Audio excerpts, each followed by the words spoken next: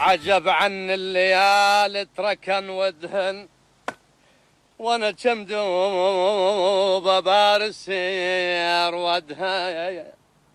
اش كثر عندك مصايب علي ودهن، نخلط همومنا ونجسم سويح ويا نار قلبي. من أحد بقاع ريفنا الجميل ننقل إليكم هذه الصورة من وطننا الجديد. الله يسعدك أخويا. اسم الله. هلا أخوي. هلا. ممكن تقدم اسمك للسادة المشاهدين؟ وين هم المشاهدين؟ وياك الكاميرا، أنت رح تطلع بالتلفزيون، هم رح يشوفوك. أنا أخوك، يعني هسه يشوفون الوادم؟ طبعا. لا أسلم عليهم وجابوني؟ أكيد. تفضل قدم اسمك. يا رحمتك يا ربي. السلام عليكم. هسه جابونهم مو؟ طبعا. أنا طارش ابن كشيش ابن قشواطة من لؤي. شنو؟ هاي شنو؟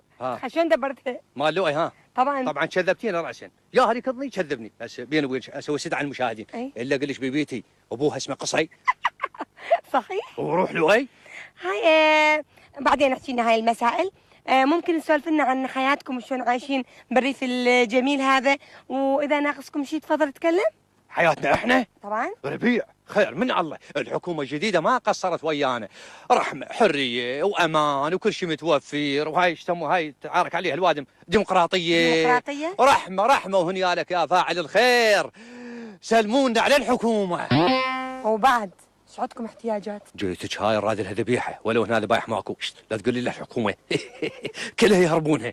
وهكذا ننهي اللقاء مع المواطن طارش قحواشك شيش لؤي. إلى لقاء آخر مع تحيات زبدة الزين. والله صير لبنى.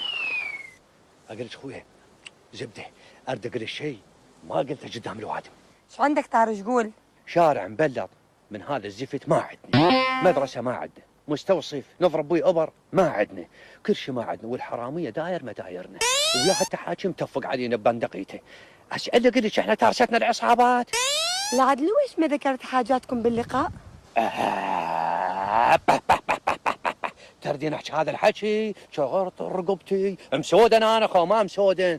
بويا طرشة الاخرى لا اجيتي ما تلقين وصله من عندي. تعلمونا بالحكومه.